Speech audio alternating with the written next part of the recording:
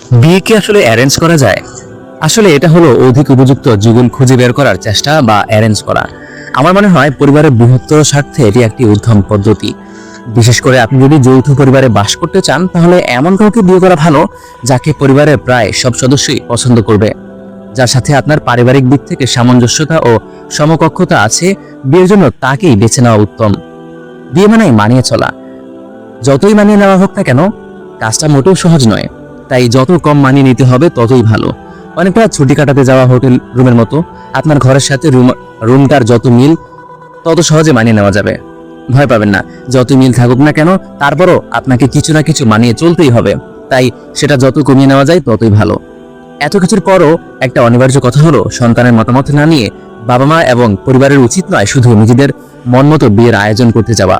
সন্তানকে চাপ প্রয়োগ করে বিয়ে দিতে চাওয়া অত্যন্ত মূর্খতা এবং বোকামি।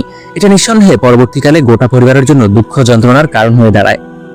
ছেলে মেয়ে উভয়ের কাছে পরস্পরের বিস্তারিত তথ্য তুলে ধরে তাদেরকে নিজেদের মতো বাছবিচার করতে দিন।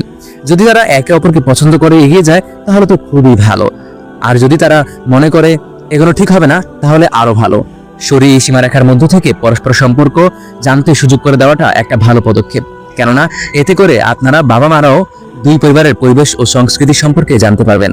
তবে হ্যাঁ, দুই পরিবারের পরিবেশ যতই মিলে যাক না কেন, বর কনের বাবা মা যতই ছেলেবেলার বন্ধু হোক না কেন, সম্ভাব্য জুটিকে তাদের মতো করেই চিন্তা করতে দিতে হবে।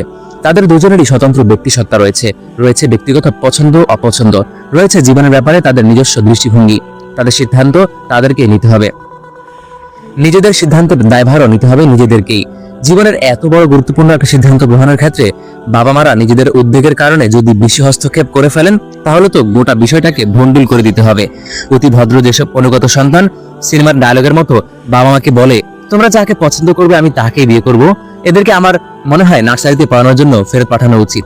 কারণ জীবনের অন্যতম গুরুত্বপূর্ণ সিদ্ধান্তের ব্যাপারে ভেবেচিন্তে সিদ্ধান্ত নেওয়ার মতো পরিপক্কতা এখনো তাদের আসেনি। এমন আনুগত্য সব বিষয়ে ভালো ফল বয়ে আনে না। হয়তো একসময় দেখবেন আপনার এই অনুগত সন্তানই একদিন আপনার সামনে তালাকনামা নিয়ে হাজির হয়ে বলবে, তাদের এই ধ্বংসের জন্য আপনারাই দায়ী।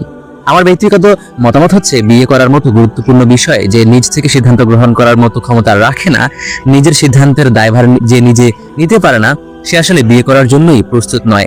এই দায়িত্ব জ্ঞানহীন লোকের উচিত অন্যের জীবন ধ্বংস না করে বিয়ে করার মতো ম্যাচিউরড না হওয়া পর্যন্ত সময় নেওয়া, অপেক্ষা করা।